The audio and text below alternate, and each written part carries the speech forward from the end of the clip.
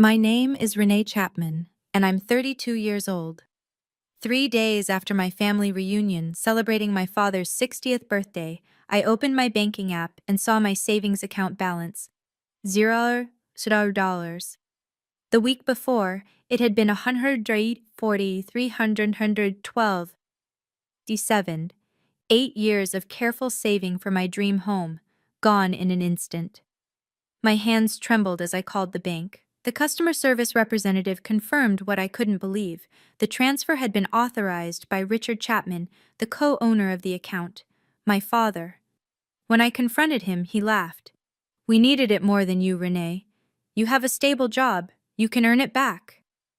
I felt something inside me snap. Not break, but unlock. My voice was steady when I replied, "Then you won't mind what's coming next." Before I tell you what happened when that doorbell rang, please take a moment to like and subscribe, but only if this story resonates with you. Where are you watching from? What time is it there? Let me know in the comments.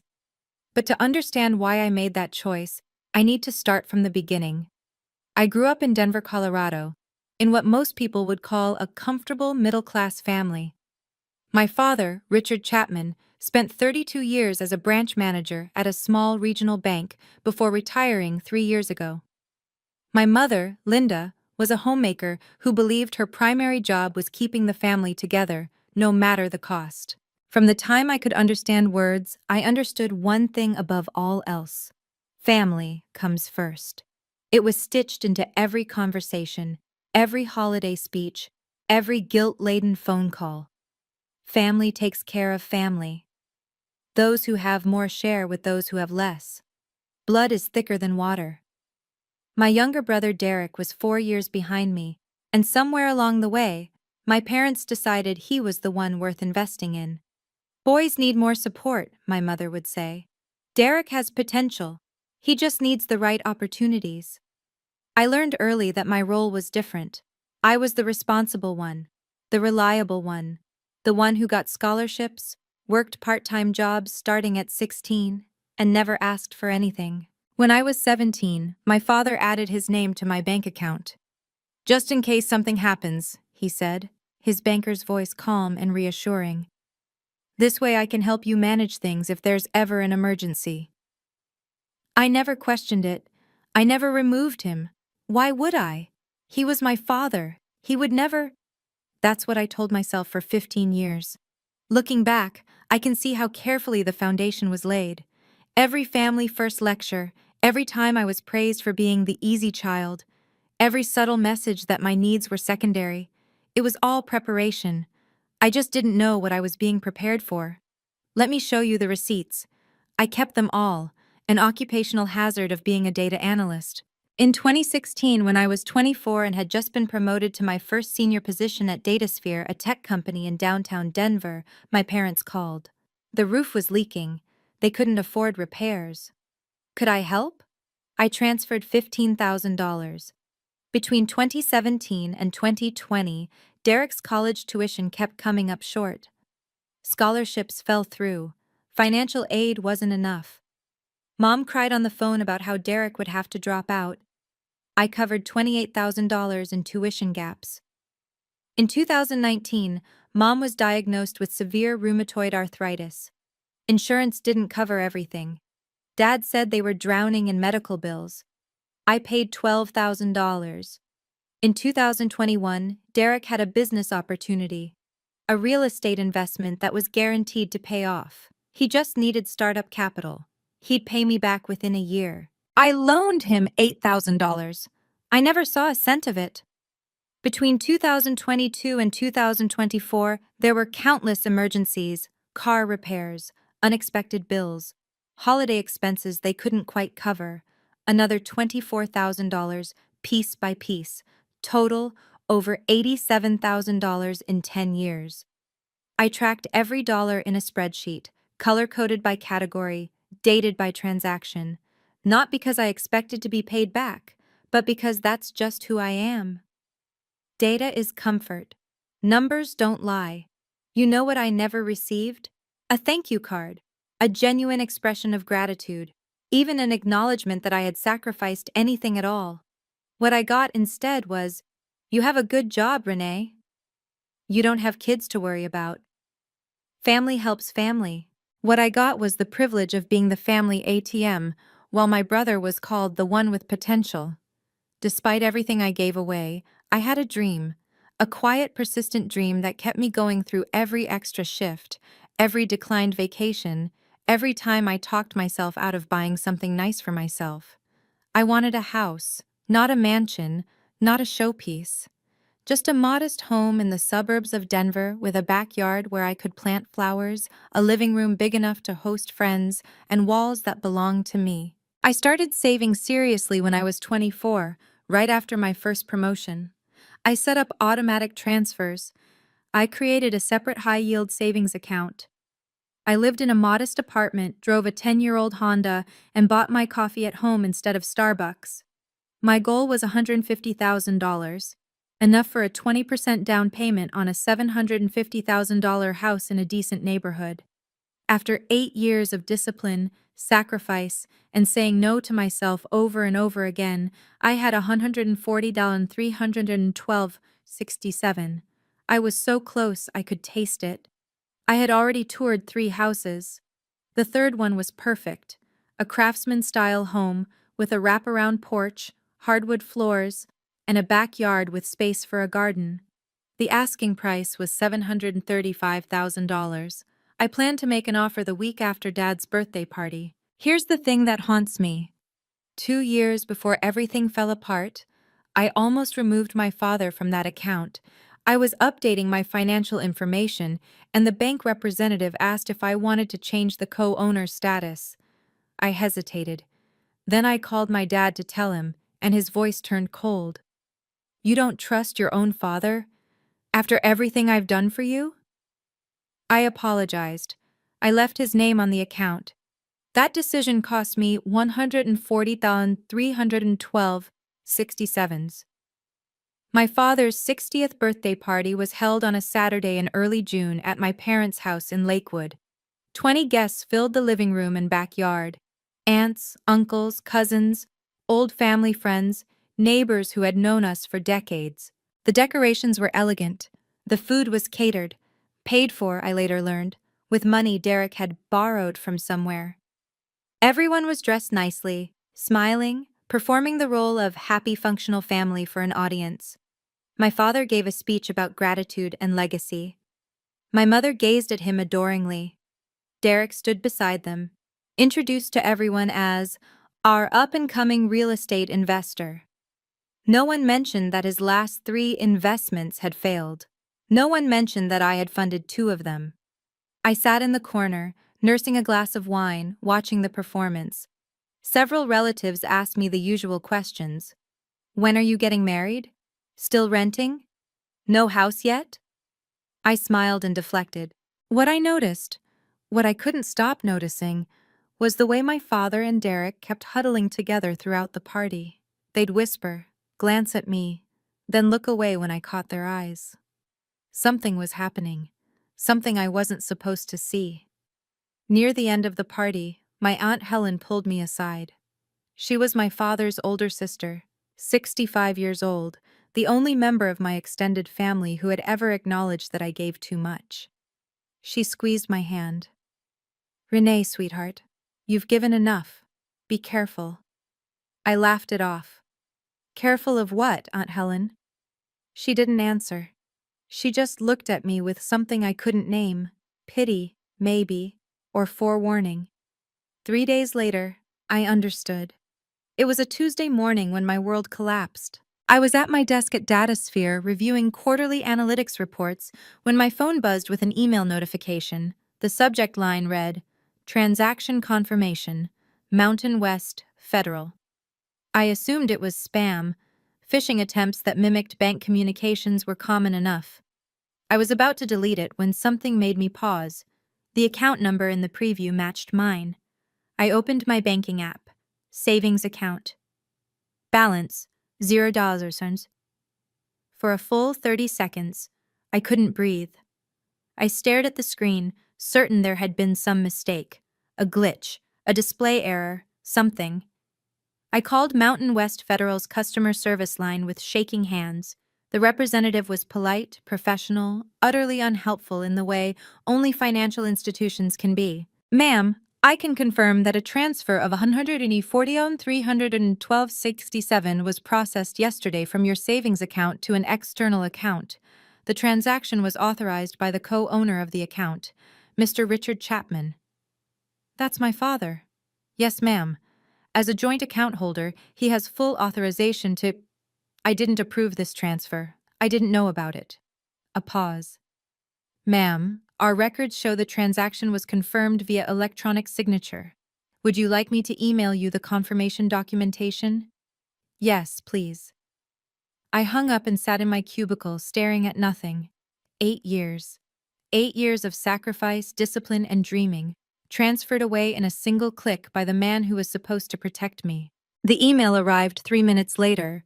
I opened the attachment and saw my name on the electronic signature line, except I had never signed anything. My father hadn't just stolen my money, he had forged my identity to do it. I called my father from the parking garage of my office building. I needed privacy for this conversation. I needed to hear his voice when he explained. He answered on the second ring. Renee, I was expecting your call. No guilt, no hesitation, just calm acknowledgement, like we were discussing the weather. Dad, my voice cracked. The money, my savings, all of it. Yes, I transferred it. Why? He sighed, the way he always did when he thought I was being difficult. Derek was in trouble, Renee. His investment property fell through. He owed the bank $120,000. They were going to foreclose. I had to help him. With my money? Family money, he corrected. I put Derek's future first. I used part of it to pay down his debt and the rest as a down payment on a new apartment for him. A fresh start. That was everything I had. 8 years of saving. I was going to buy a house. And you still can, he interrupted. You have a good job. You're smart. You'll earn it back in no time. Derek doesn't have your advantages. He needs support. I heard my mother's voice in the background. Tell her it's for the family. She'll understand. Renee. My father's tone shifted, becoming the authoritative banker voice I'd known all my life. I raised you for 18 years, fed you, clothed you, paid for your education. This is what family does. We share, we sacrifice. I needed that money more than you did. Something cold and clear settled in my chest. You forged my signature, Dad, on the electronic confirmation. Silence. I didn't approve that transfer. The bank has documentation with my name on it, documentation I never signed. More silence. Then, you're overreacting. I wasn't. That night, I called Marcus Webb. Marcus and I had been friends since college. We'd met in an economics class freshman year and stayed in touch through graduations, career changes, and life's chaos. He was now a lawyer specializing in financial fraud cases, working at a mid-sized firm in downtown Denver. Renee? His voice was warm when he answered. It's been months. What's going on? I told him everything. The account, the transfer, the forged signature, the phone call with my father. When I finished, there was a long pause. Renee, this is serious, like potentially felony-level serious. What do you mean? Your father being a co-owner complicates things, but it doesn't give him the right to forge your signature on authorization documents. If he created a false electronic signature to make the transfer appear legitimate, that's forgery. Combined with the unauthorized nature of the transfer, we're looking at potential charges of bank fraud and identity theft. My stomach dropped. I don't want to send my father to prison. I understand. But you need to know your options. Marcus's voice was gentle but firm. Here's what matters right now. Mountain West Federal has a 72-hour window for disputing suspicious transactions. After that, the transfer gets classified as confirmed in their system, and recovering the funds becomes much harder. I checked the time on my phone. The transfer had been processed Tuesday morning. It was now Tuesday night. I have less than 48 hours. Yes, and Renee, he paused, you mentioned an email with your electronic signature. Do you still have it? Yes. Forward it to me. And if you know anyone who does digital forensics, have them look at the metadata. If that signature was created from a different device than yours, that's evidence of forgery. I knew someone. Carla Diaz was a senior digital forensics specialist at DataSphere. We'd worked together on data integrity projects for 2 years, and I trusted her expertise completely. Wednesday morning, I caught her before our department meeting. Carla, I need a favor, a personal one. She looked at my face. I hadn't slept, and I knew it showed, and immediately nodded. What do you need? I forwarded her the bank's confirmation email with the electronic signature. Can you analyze the metadata? Tell me where this signature originated? It took her less than an hour. Renee, Carla's voice was careful when she called me into her office. This signature wasn't generated from any of your devices. The metadata shows it was created on a machine with a completely different IP address, residential, Denver area, but definitely not your home or phone. Can you tell whose machine? She pulled up her analysis on the screen. The IP traces back to a residential address in Lakewood, my parents' house. There's more, Carla continued. The timestamp on the signature is 3:47 a.m. Monday morning. Were you awake at 3:47 a.m. on Monday? No. Then someone accessed your banking portal and created this signature while you were asleep. Renee. She turned to face me directly. This is identity theft. Textbook identity theft. Whoever did this forged your digital identity to authorize a transaction you never approved. I sat in her office, holding the printed forensic report, feeling the weight of it in my hands. This wasn't just betrayal anymore. This was criminal. I'm going to need this documented officially, I said. Can you write up a formal report? Carla nodded. I'll have it to you by end of day. And Renee? I'm sorry. I'm so sorry this is happening to you. I had 40 hours left. That Wednesday night, I sat alone in my apartment, surrounded by evidence of my own exploitation. On my laptop screen, the spreadsheet documenting $87,000 I'd given my family over 10 years. On my coffee table, Carla's forensic report proving the signature forgery. On my phone, 17 missed calls from my mother. I called her back. Renee, thank God. Mom's voice was breathless, pleading. Your father told me you're upset. Sweetheart, you need to understand. Mom, I need Dad to return the money within 24 hours. Silence. All of it. 140, 312, 567s. Back in my account by tomorrow night. If not, I'm filing a police report for identity theft and bank fraud. Renee! My mother's voice cracked into a sob. You can't do that to your own father. We raised you. We sacrificed everything for you. How can you be so ungrateful? He forged my signature, Mom. He stole my identity. This isn't a family disagreement. This is a crime. It's not stealing if it's family. That money, you were going to waste it on a house when your brother needed it more. Your father made a judgment call. He made a choice. Now I'm making mine. Renee, please. She was crying now, the manipulative tears I'd fallen for 100 times before. Think about what you're doing. You'll destroy this family. Your father could go to jail. Is that what you want? To ruin us? I thought about Aunt Helen's warning. I thought about 8 years of sacrifice. I thought about every time I'd been told my needs didn't matter. I'm not destroying anything, Mom. I'm protecting myself. For the first time in my life, I'm choosing me. I hung up. 24 hours passed. No money was returned. I opened my laptop and began typing a police report. Thursday morning, 9:15 a.m. The Denver Police Department's Financial Crimes Unit. I sat across from Detective Sarah Mitchell, a woman in her 40s with sharp eyes and a no-nonsense demeanor. On the desk between us, Carla's forensic report, my bank statements, the spreadsheet of 10 years of family support, and a printout of the fraudulent confirmation email. Detective Mitchell reviewed each document carefully, asking occasional questions. When she finished, she looked up at me. Ms. Chapman, based on what you've presented, this appears to meet the criteria for identity theft under Colorado Revised Statute 18-5902, and potentially bank fraud under federal statute 18 USC, circa 1344. The forged electronic signature is particularly damning. What happens now? We open an investigation. I'll coordinate with Mountain West Federal's fraud department. They'll want to see this forensic analysis. If their internal investigation confirms what you've shown me, we'll have grounds to pursue charges.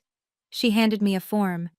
This is your official identity theft report. The case number is 2024 DEN 78432. You'll need this for the bank's dispute process. I signed where indicated, my hand steady.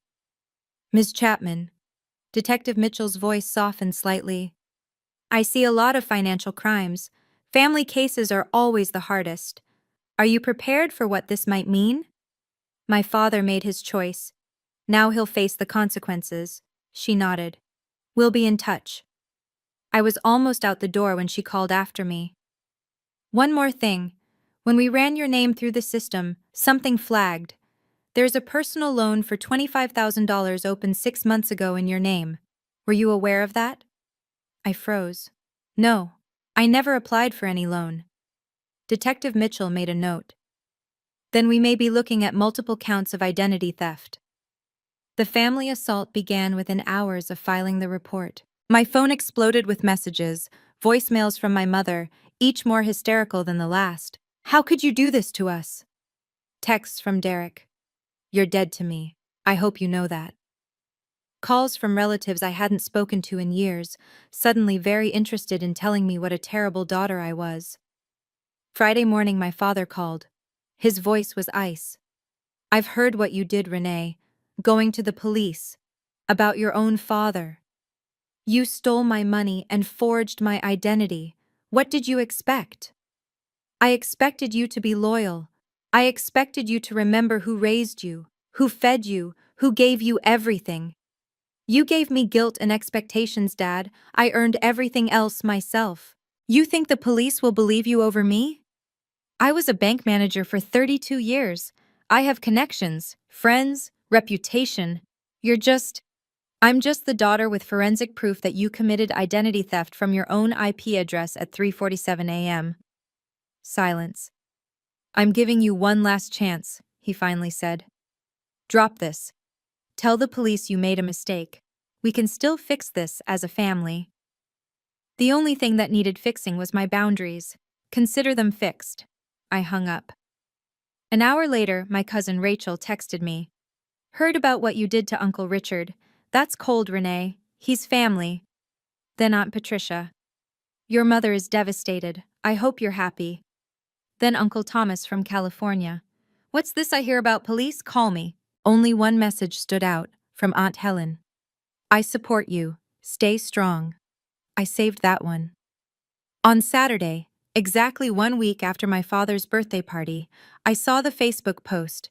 Derek had created an event page. The header image showed a gleaming apartment with floor-to-ceiling windows and a view of downtown Denver. The caption read, Housewarming Party. Come celebrate my new place in Highlands. Saturday, June 15th, 6 p.m. Can't wait to show you all what hard work and smart investing can achieve. Hard work. Smart investing. My stomach churned as I scrolled through the guest list. 45 people had RSVP'd. Derek's co-workers, college friends, family members, neighbors. My parents were listed as co-hosts. The apartment address was visible, a trendy complex in the Highlands neighborhood, one of Denver's most desirable areas. I looked up the listing. 2 bedrooms, modern finishes, open floor plan, estimated value, $400,000. The down payment alone would have been at least $80,000. I did the math. My father had transferred $312,67 from my account. He said he used part of it to pay down Derek's debt and the rest as a down payment on this apartment. My brother was hosting a party to celebrate his new home. A home purchased with my stolen money, while I sat in my rented apartment wondering if I'd ever achieve my own dream. The irony was suffocating. I noticed I hadn't been invited. Of course I hadn't. But someone else had noticed. Aunt Helen commented on the post. Lovely apartment, Derek. Where did you find the money for such a nice down payment? Derek's reply was carefully vague. Family helped out. You know how it is. Yes, I knew exactly how it was. The party was in 8 days. I made a phone call. 5 days after I filed the police report, I received a call from Mountain West Federal's Fraud Investigation Department. Ms. Chapman, this is Daniel Torres from our fraud resolution team. I'm calling regarding case number FRD 2024-067891. I sat up straight at my desk, heart pounding. Yes? We've completed our preliminary investigation into the disputed transaction on your account. I want to inform you of our findings. Go ahead. Our internal analysis, combined with the forensic report provided by the Denver Police Department, confirms that the electronic signature authorizing the June 4th transfer was not generated from any device registered to your banking profile. The IP address and device fingerprint match a residential location in Lakewood, Colorado, which our records show is the address of the secondary account holder, Richard Chapman. I exhaled. So you're confirming it was fraudulent? We're confirming that the transaction authorization was created without your knowledge or consent using forged credentials. Under our terms of service and federal banking regulations, this constitutes an unauthorized transaction. What happens now? What? We've frozen the relevant accounts pending criminal investigation. We've also forwarded our findings to the Denver Police Department. Ms. Chapman, his tone shifted, becoming more personal. I've been in fraud investigation for 12 years. Family cases are rare, but they're always the most painful. I'm sorry you're going through this. Thank you. What about my money? Once the criminal investigation reaches a certain threshold, which given the evidence should be soon, we'll begin the process of reversing the fraudulent transaction. You should expect full restitution of $140, 312.67 within 30 to 60 days. I thanked him and hung up, then immediately called Detective Mitchell. The bank confirmed the fraud. What's next? Next, she said, we execute an arrest warrant. Do you have a preference on timing? I did. I thought about Detective Mitchell's question for a long time. The practical choice was clear. Have my father arrested quietly, at home, with minimal witnesses. It would be less dramatic, less painful, less public. The family could manage the narrative. The neighbors might never know. But I kept thinking about that Facebook post. Can't wait to show you all what hard work and smart investing can achieve. I thought about 45 people gathering to celebrate my brother's success. Success built on my stolen savings, my forged identity, my shattered dreams. I thought about my parents standing beside him, proud, smiling, performing happy family while I sat alone in my apartment. They wanted an audience for the lie.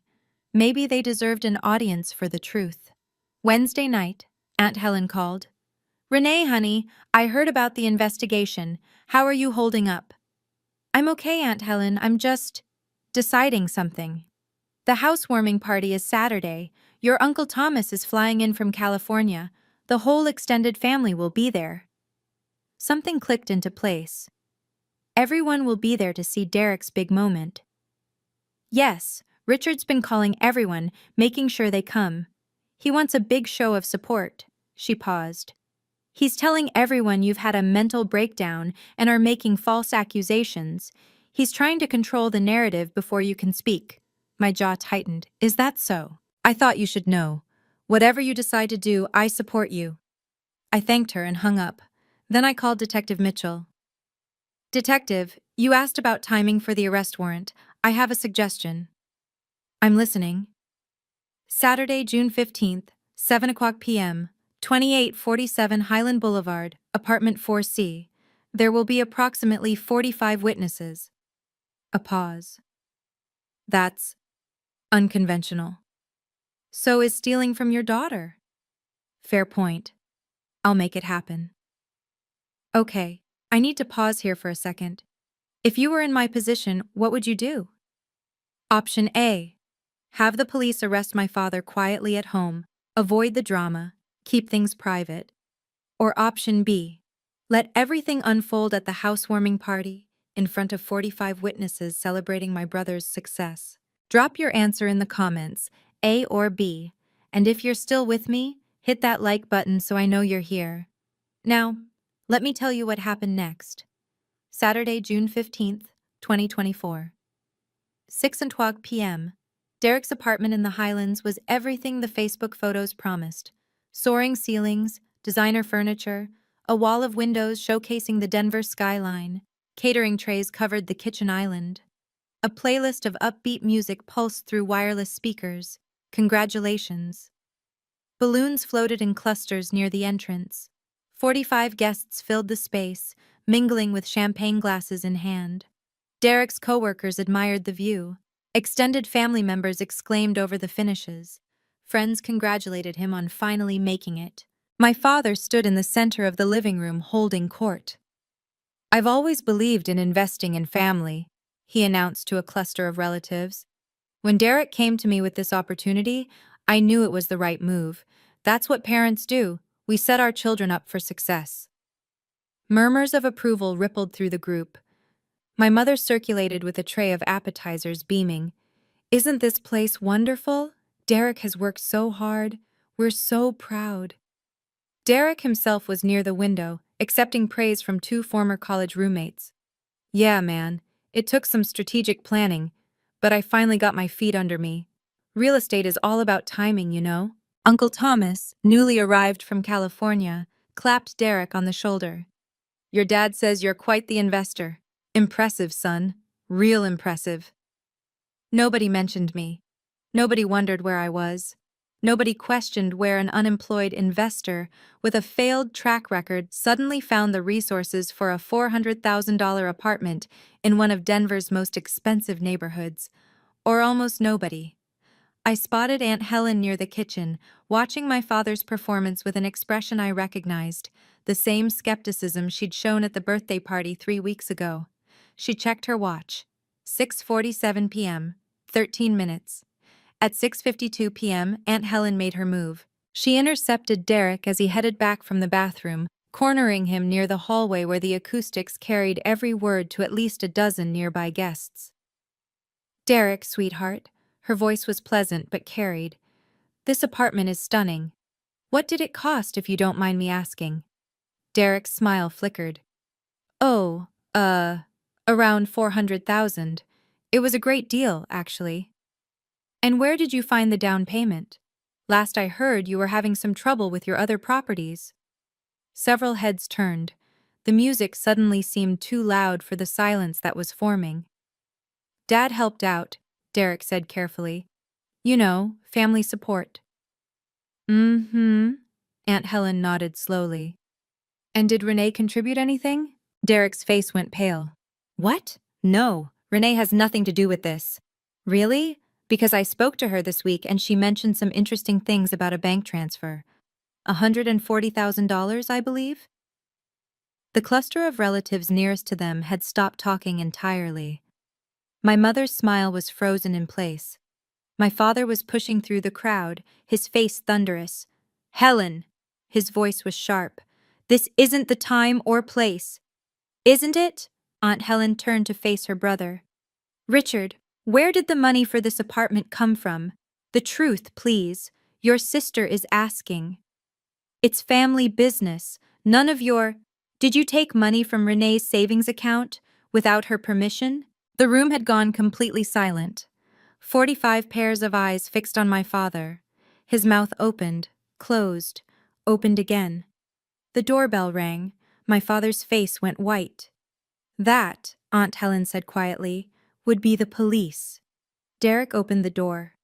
Two uniformed officers stood in the hallway, their postures professional, their expressions grave.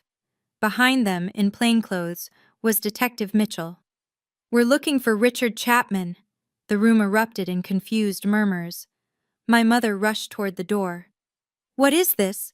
This is a private party." "Ma'am, please step aside." Detective Mitchell held up her badge. "Mr. Richard Chapman, you're under arrest for bank fraud, identity theft, and forgery under Colorado and federal statutes. You have the right to remain silent. Anything you say can and will be used against you in a court of law." This is ridiculous. My father's voice cracked. This is my family. My daughter is mentally unstable. She's making up stories. Sir, we have forensic evidence confirming that an electronic signature was forged from your home computer at 3:47 a.m. on June 3rd, authorizing a transfer of $140,312 from your daughter's account. We also have evidence of a $25,000 loan opened fraudulently in her name 6 months ago.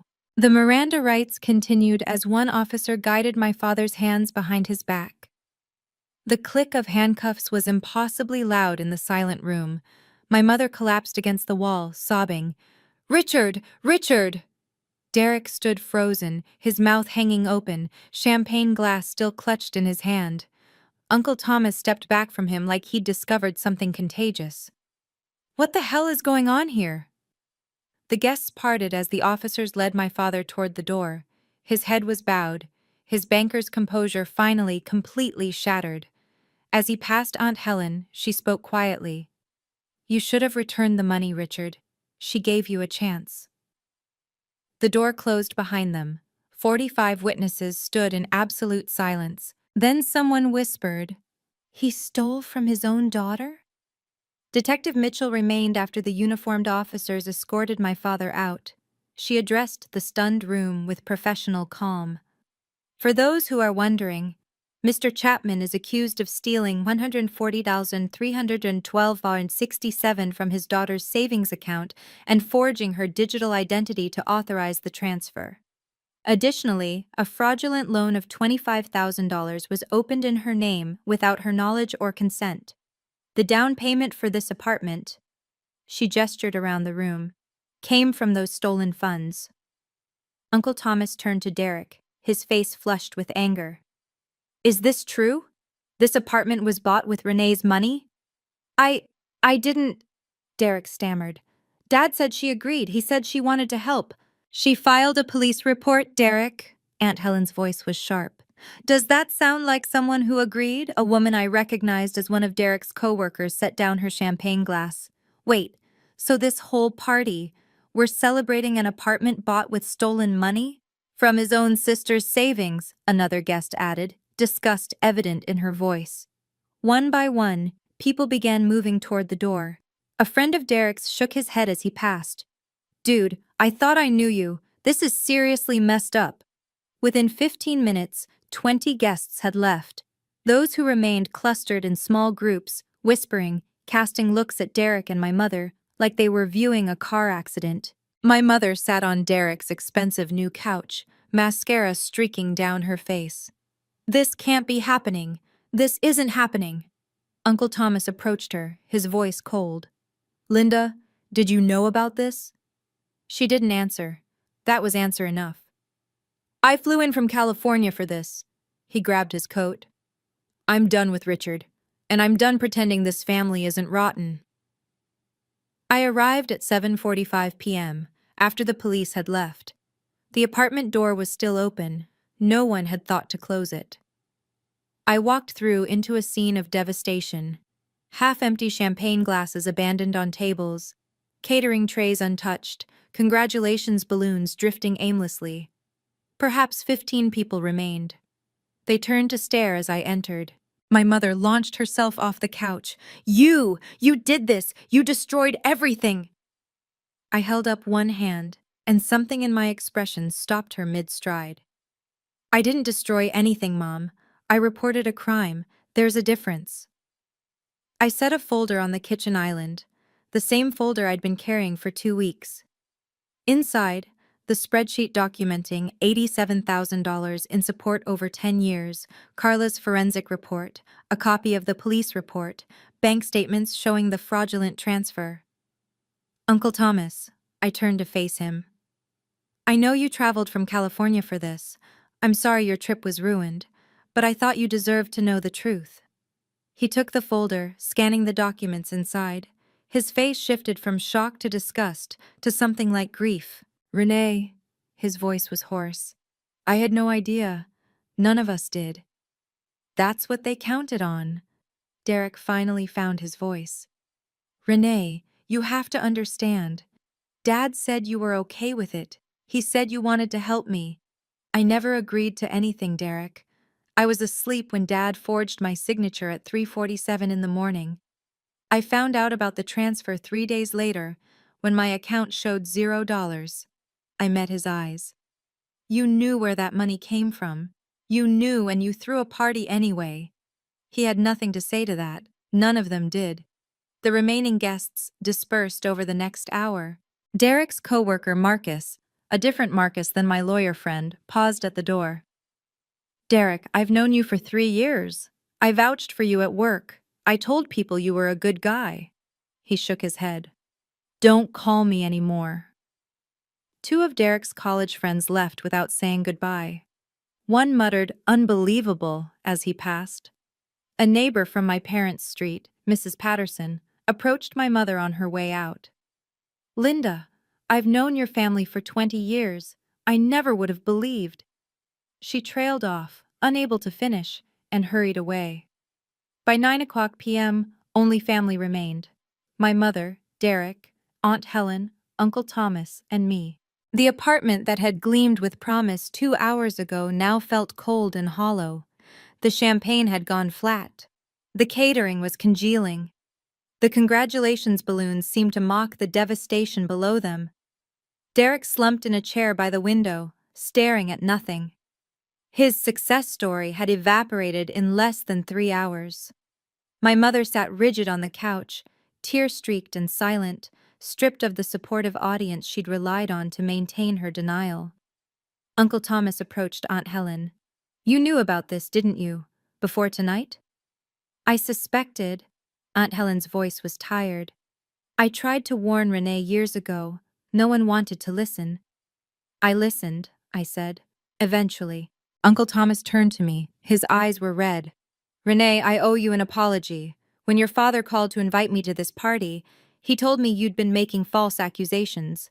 He said you were having mental health issues. I believed him. Most people did. He's very convincing. Not anymore. Uncle Thomas's jaw tightened. He's dead to me. I stood in the center of Derek's apartment, surrounded by the wreckage of his celebration, and spoke the words I should have said years ago.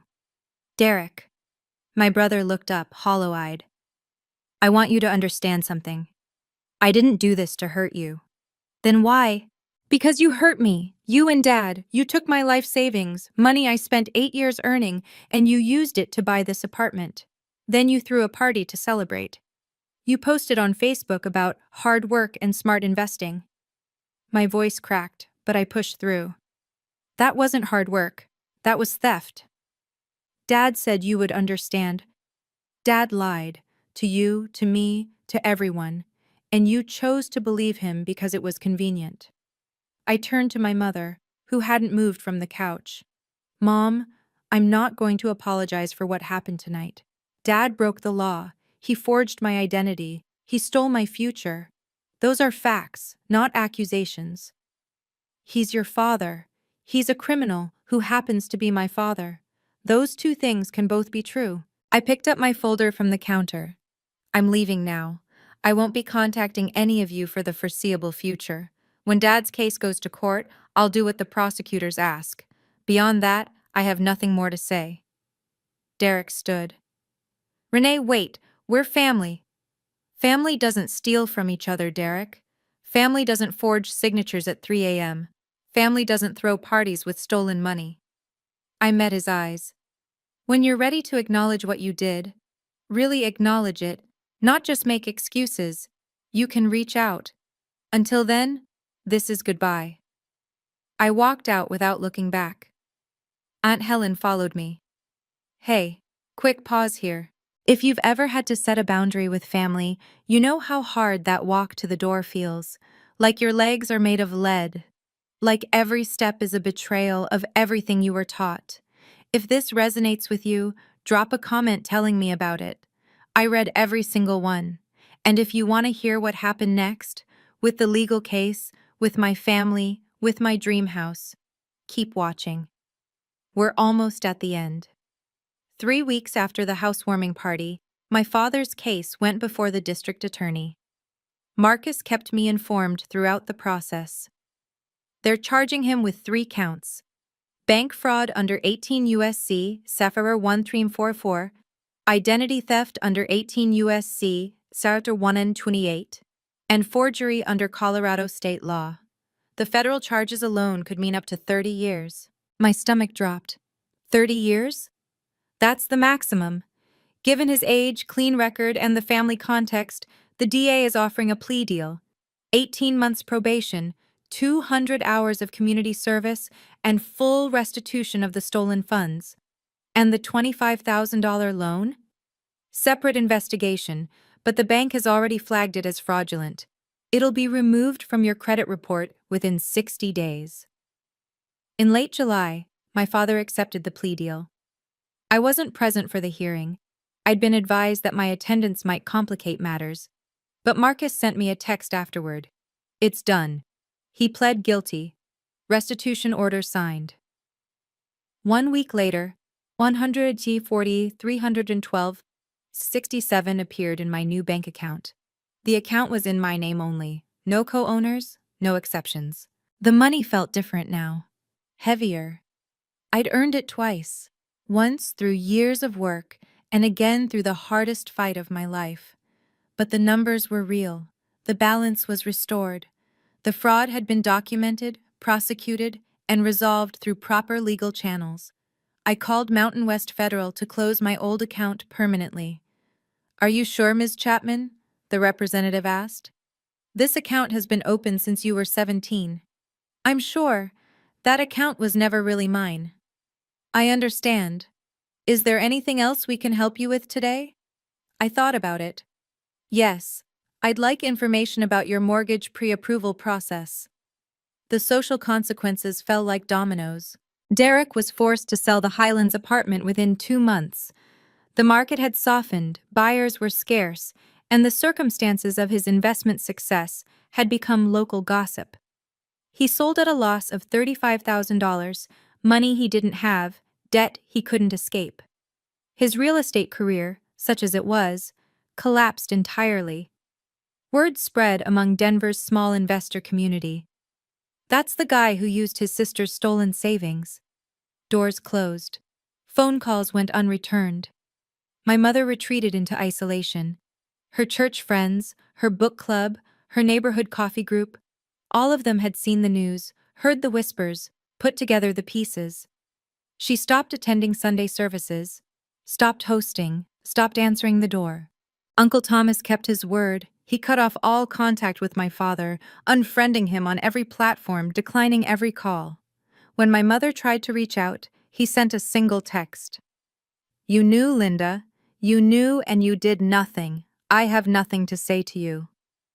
The extended family fractured along predictable lines. 12 relatives, aunts, uncles, cousins, formally distanced themselves from my parents. A few sent me private messages of support, others simply went silent. Aunt Helen told me about a confrontation at a family funeral 2 months later. "Your father tried to attend. Your Uncle Thomas blocked him at the door, told him he wasn't welcome." It was the first time I've ever seen Richard cry. I felt nothing when she told me this. No satisfaction, no vindication. Just a hollow acknowledgement that actions have consequences, and some consequences can't be walked back. "Does it feel like enough?" Aunt Helen asked. "It feels like reality," I said. "That's all I ever wanted." In the weeks after the arrest, something unexpected happened. I started receiving messages from strangers. Carla had shared my story, anonymized, of course, in an online support group for identity theft victims. The response was overwhelming. "This happened to me too. My mother opened 6 credit cards in my name. Reading your story gave me the courage to report it. I've been paying off my brother's loans for 12 years. I thought I was the only one stupid enough to fall for it. Thank you for showing me I'm not alone." My dad told me family doesn't keep score when he asked me to co-sign his mortgage. Now I'm in $80,000 of debt and he won't return my calls. How did you find the strength to fight back? I responded to every message. Some people needed resources, lawyer referrals, fraud reporting procedures, credit repair steps. Others just needed to know that someone understood. At Datasphere, Word had spread among my colleagues. People I'd barely spoken to stopped by my desk with words of encouragement.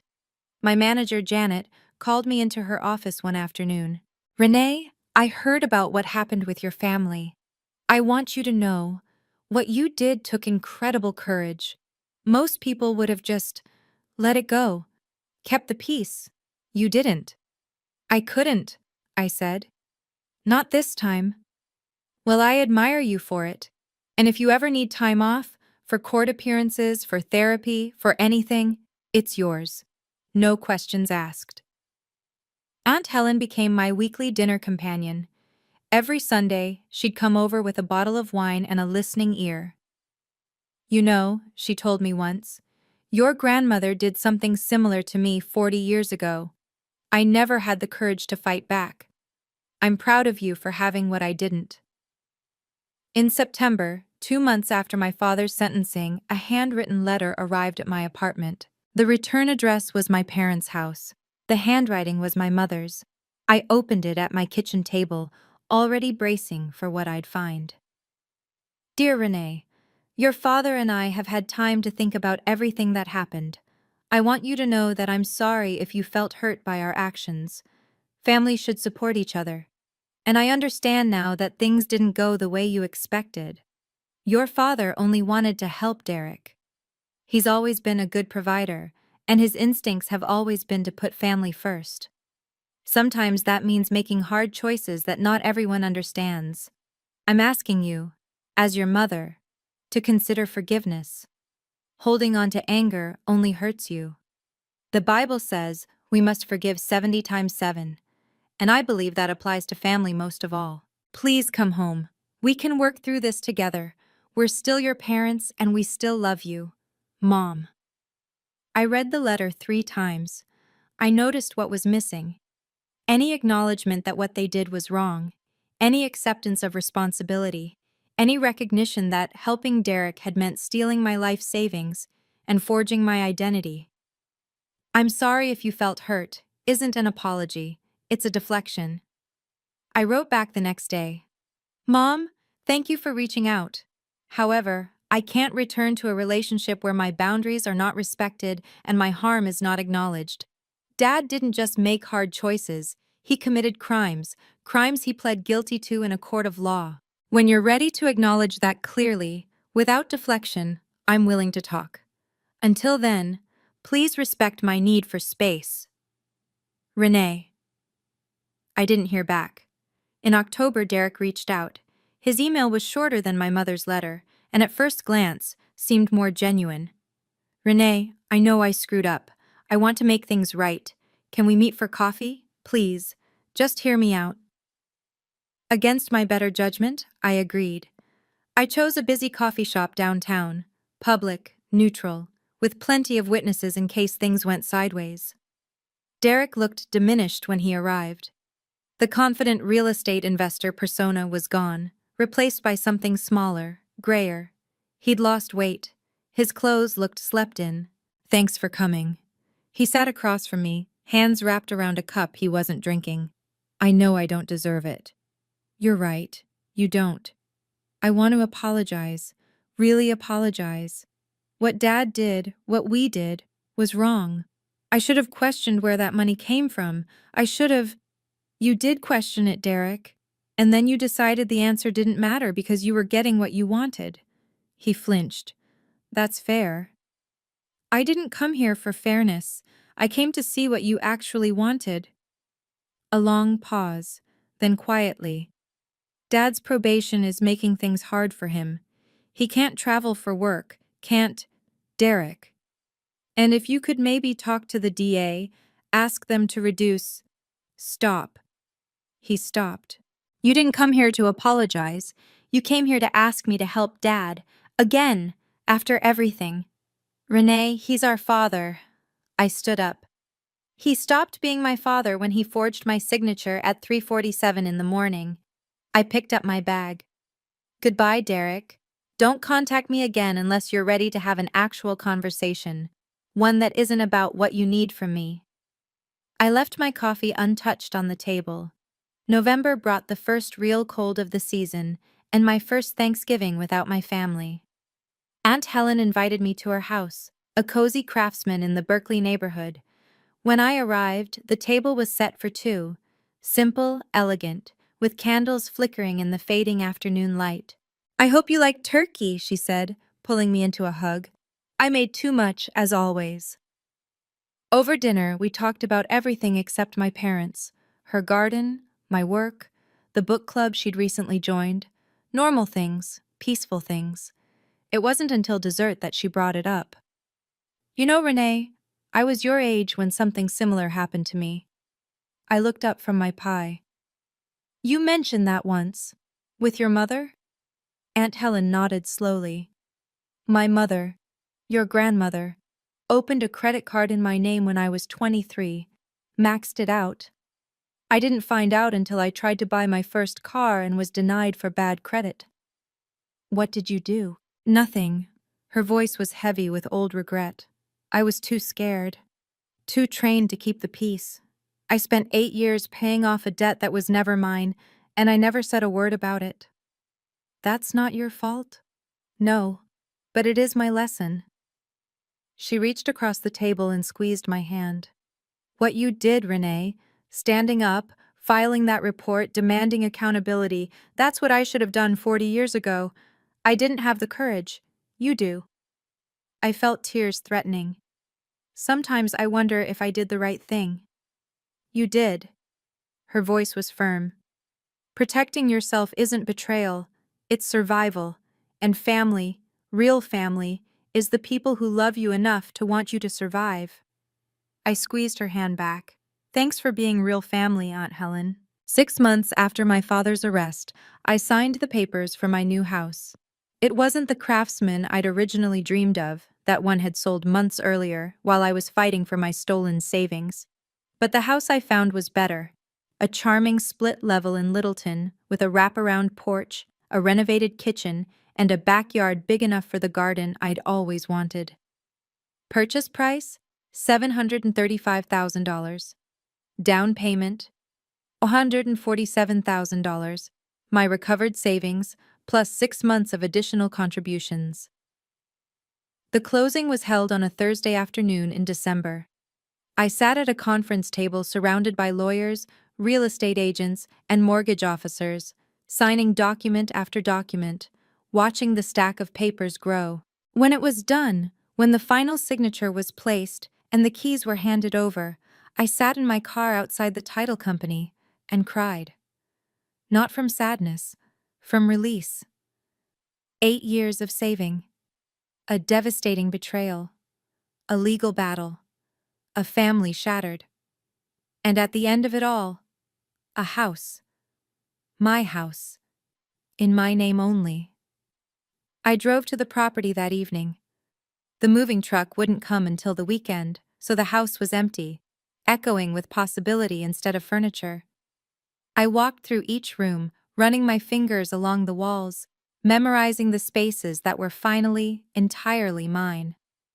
The backyard was brown with winter dormancy, but I could already see where the flower beds would go.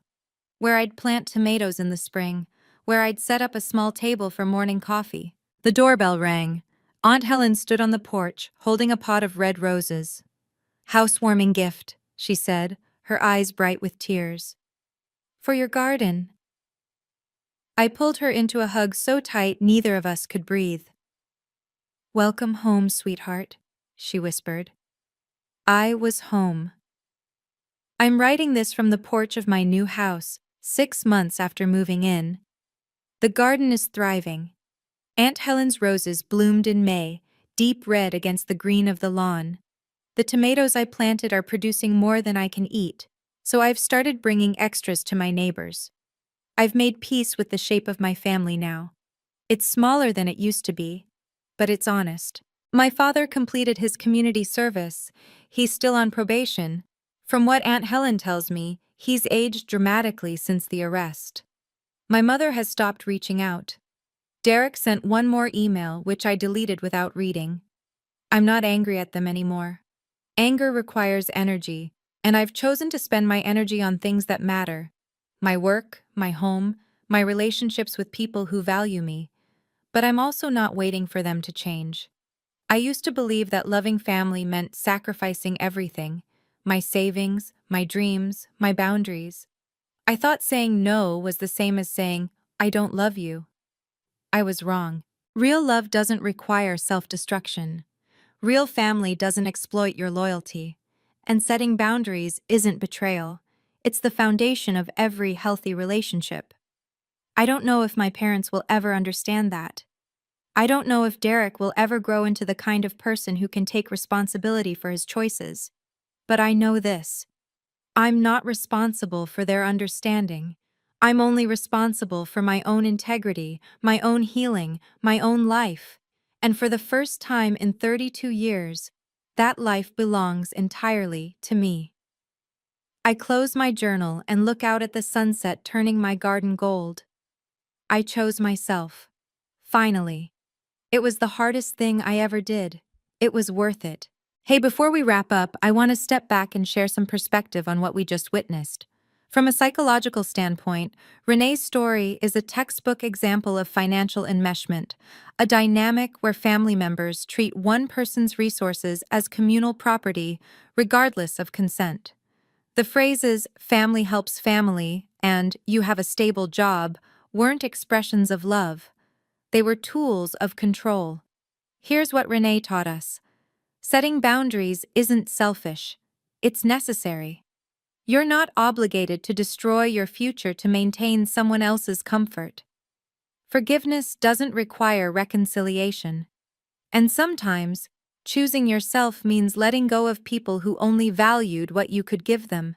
If you're watching this and something resonated, if you've been the family ATM, the reliable one, the one who always gives, please know you deserve better. Your loyalty is precious. Don't spend it on people who treat it as obligation. Thank you for staying until the end of Renee's story. If this video made you feel seen or gave you permission to set a boundary you've been avoiding, drop a comment and tell me about it. I read every single one. Don't forget to subscribe and hit that notification bell for more stories like this. And if you're hungry for more, check out the video linked in the description. I think you'll love it. Until next time, protect your peace.